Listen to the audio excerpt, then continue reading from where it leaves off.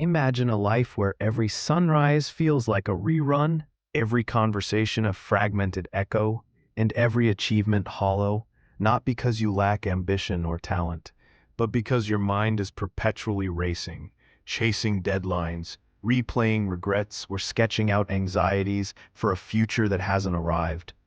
This isn't a life lived, but a life observed, from behind a thick, buzzing pane of glass. Meet Elara, a brilliant architect in her late 20s whose designs graced the skylines of a bustling metropolis. Her days were a blur of high-rise blueprints, client pitches, and endless digital notifications. She had the corner office, the accolades, the designer wardrobe, but beneath the veneer of success, Elara was unraveling. Her mind was a chaotic gallery, each wall plastered with incomplete ideas, urgent emails, and the spectral images of past mistakes or future failures. She'd sip her artisanal coffee, thinking about the next meeting. She'd walk through a vibrant park, scrolling through social media, missing the kaleidoscope of autumn leaves. Even during a quiet dinner with friends, her internal monologue critiqued her latest project, planned her next reply, or worried about an upcoming presentation. Sleep was a battle, peace a distant rumor. She felt perpetually exhausted, yet strangely unfulfilled, her spirit yearning for a depth that her fast-paced existence seemed incapable of providing.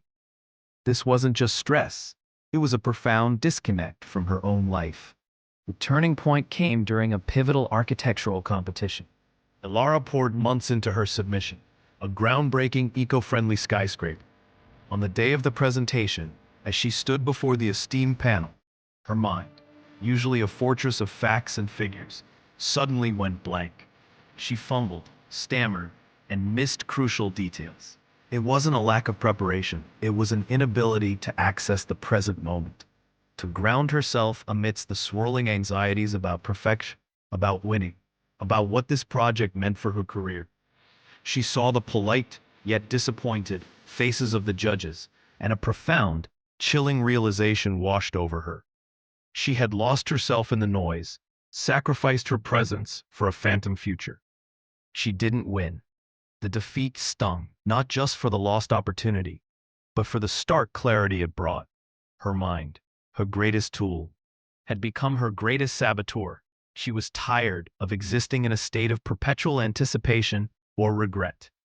She craved the stillness, the focus, the joy she vaguely remembered from childhood, before the world demanded constant vigilance and unending productivity.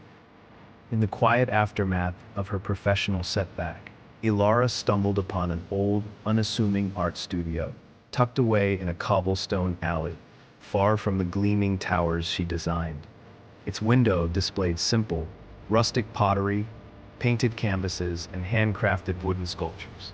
Intrigued, she stepped inside, a stark contrast to her sleek, minimalist office. The air smelled of clay, turpentine, and old wood, grounding and real. Behind a half-finished sculpture sat a woman, probably in her 60s, with kind, knowing eyes and hands stained with paint.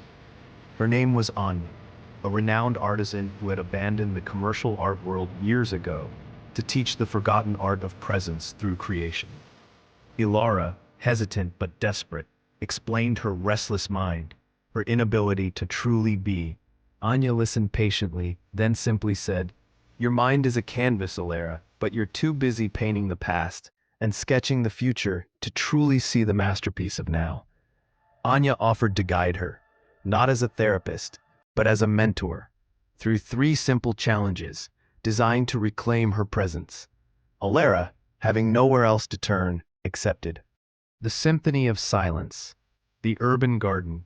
Anya led Elara to a hidden urban garden, a pocket of green nestled between towering buildings, a place Elara had passed countless times without ever noticing.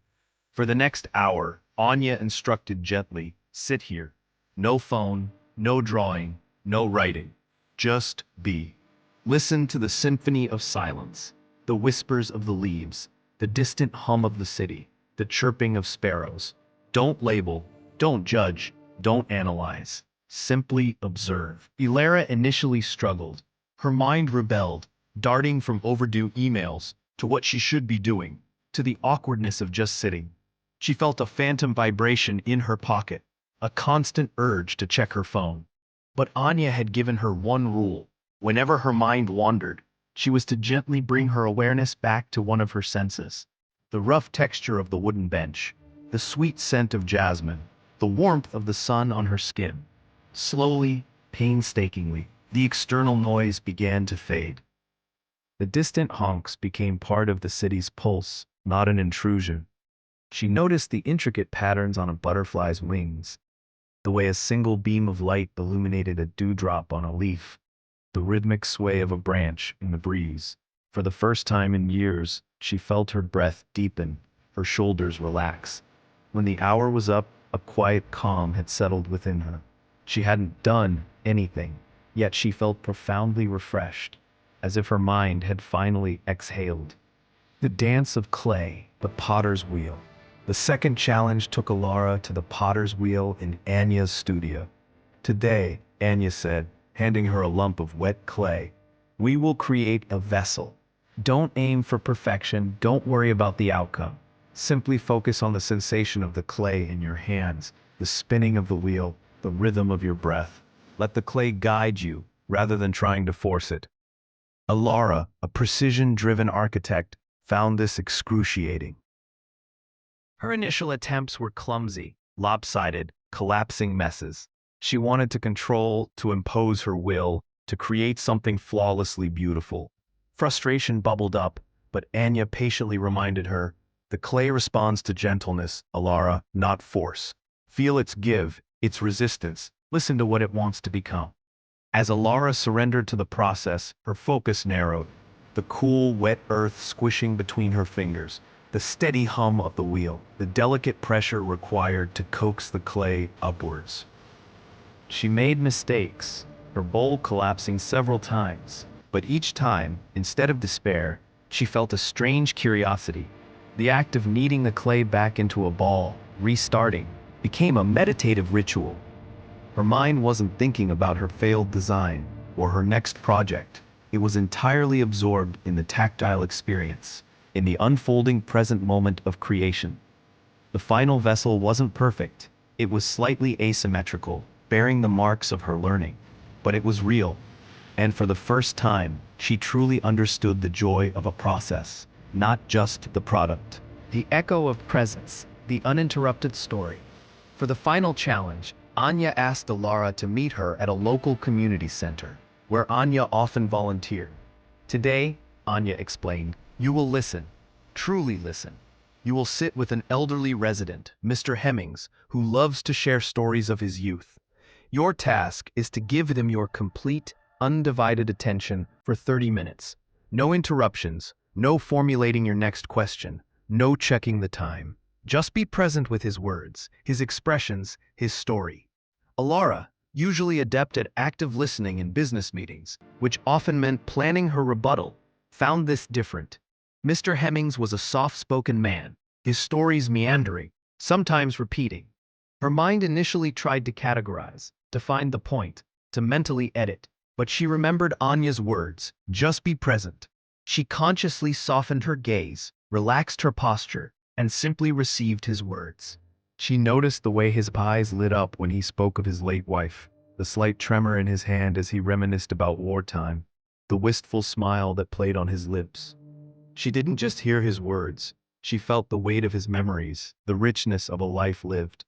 As he spoke, Elara found herself completely absorbed, a rare and profound experience. There was no past regret, no future worry, just the shared human connection of that present moment. When Mr. Hemmings finished, a peaceful silence filled the space. Elara didn't need to say much, her attentive presence had been enough. Mr. Hemmings smiled, a genuine, grateful smile, and for the first time, Elara felt a deep, authentic connection. One not predicated on achievement or utility, but on pure, unadulterated human empathy. Back in Anya's studio, Elara recounted her experiences. Her voice was calmer, her eyes brighter. I saw, she began, not just the butterfly, but the way its wings caught the light. I felt the clay, not just molded it. I heard Mr. Hemmings' story, not just his words. A profound shift had occurred. Her internal monologue, once a relentless torrent, had subsided into a gentle stream. She realized that her past anxieties and future worries were like the unasked questions or unheard sounds during her challenges. They only existed when she gave them her attention. When her attention was fully anchored in the now, the noise simply dissolved. She understood that the frantic pace of her mind wasn't an inherent trait, but a habit, a choice. Anya smiled, a quiet affirmation. "You haven't emptied your mind, Elara," she corrected gently. "You've simply cleared the canvas. Now, you choose what to paint." Elara felt a wave of clarity, a sense of lightness she hadn't known since childhood. She wasn't cured of her ambition, but she was now equipped with a powerful tool, the ability to consciously choose where to place her focus, to be fully present, to truly live each moment. The deepest truth Elara discovered was this: peace is not the absence of thought, but the ability to choose where your thoughts reside. It's not about escaping the world, but about fully engaging with it, one conscious moment at a time. Our minds, when left untethered, are prone to drifting into the currents of regret and anticipation, losing sight of the precious now. Yet, within each moment lies an entire universe waiting to be experienced. The warmth of a cup of tea, the texture of a worn book, the honest gaze of a friend, the intricate details of a simple leaf. By consciously anchoring ourselves in the present, through our senses, through focused action, through empathetic listening, we reclaim agency over our inner landscape.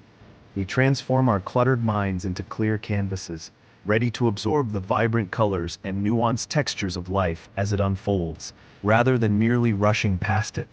This isn't just about reducing stress.